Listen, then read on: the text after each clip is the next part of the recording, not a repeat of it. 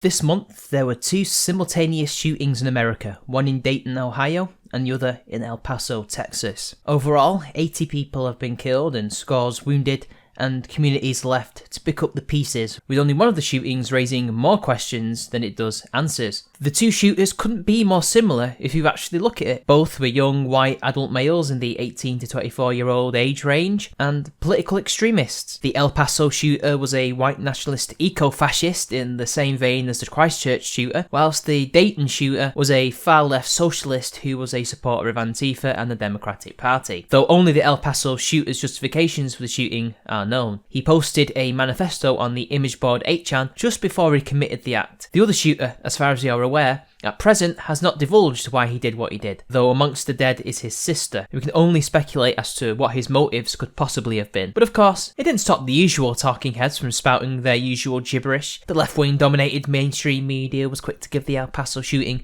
much more airtime than the Dayton shooting for obvious reasons. First, it was a white nationalist attack on an Hispanic community in the border state of Texas, and the shooter had a manifesto where he laid out his plans and motives. Left-wing talking heads were quick to try and make connections to Trump and other Republican Party tweets and quotes as if there were any connection between the two, ignoring the shooter's own quotes saying that he had always held these beliefs of the Great Replacement, anti-miscegenation and immigration views since before the 2016 election, and predicted the media would ignore this and still try and connect the two. He was proven correct. These politicians and media personalities, of course, could not bring attention to the Dayton shooter. He has been screen capped on several occasions, liking and commenting on tweets. These people do not want attention drawn towards the Dayton shooter because it would make their unfair links towards the president and other figures on the right the hypocritical actions that they are. They do not want the same links to be made towards them. Trump and the right, and even aided by some of the left-wing press, notably Slate, blame the shootings on social media and violent video games. There are several ways to view this. From the Republican perspective, it is either a wholehearted belief in this continuously debunked myth that video games cause violence, with the most recent study shown that even amongst teenagers it is false, much less adult men, or it's obfuscation, either to deflect the issue onto something else, or simply because they have no answer to this ongoing problem. As for outlets like Slate, they were simply trying to fearmonger by bringing up the spectre of Gamergate. Laughable, and can only really be taken seriously by the most ardent and paranoid leftists. It is important that we discuss the two shootings, and give as much air to both as equally as possible, because both are symptomatic of not just an American issue, but a Western issue, dare I say, even a global one. Men in general, but particularly white males, have been falling behind women, and also in society. In Japan, in a non-Western example, they are already checking out in large numbers to the point the population has seen significant birth rate decline, marriage decline, and whole generations of people are not even having sex. It is nowhere near the ethno-nationalist paradise that some of the right-wing identitarians would have us believe. It is suffering under a similar malaise. In the West, we see the exact same pattern, though, due to the prevalence of different cultural phenomena, like Me Too, third-wave feminism, and even worse, gender imbalances when it comes to social norms and issues. Men are left wondering what their place in the world is. Why should they get married, if only to have their money taken and their kids too, by activist judges who will 80% of the time always choose the woman due to feminist-influenced policy. The exact same would be the case in domestic abuse cases. Even if the man gets beaten to a bloody pulp with a blunt object, burned with cigarettes and scratched with nails, he will be the one arrested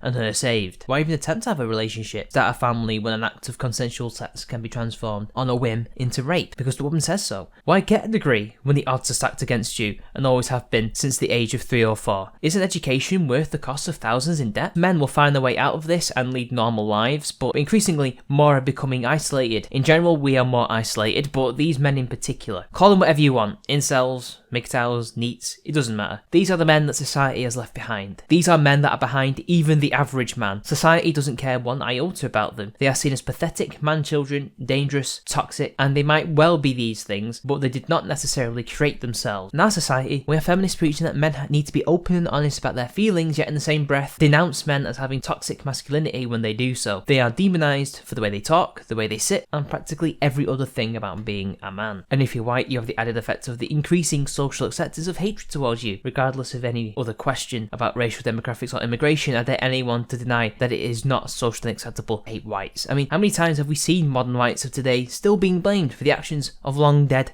ancestors? It's a fact. Coupled with the violent rhetoric we see from the press and politicians and on image boards and on other websites, even in real life echo chambers, no wonder we have killers gunning down innocents in the streets of America. Even then, It's not all political. When law enforcement and medical authorities fail to act on potential shooters, or the community fails to help its own or is ignored, no wonder we have Columbines happening on a weekly basis, with the same old talking points tiresomely trotted out 20 years later, and America still has not heeded Marilyn Manson's words. If you were to talk directly to the kids at Columbine or the people in that community, what would you say to them if they were here right now?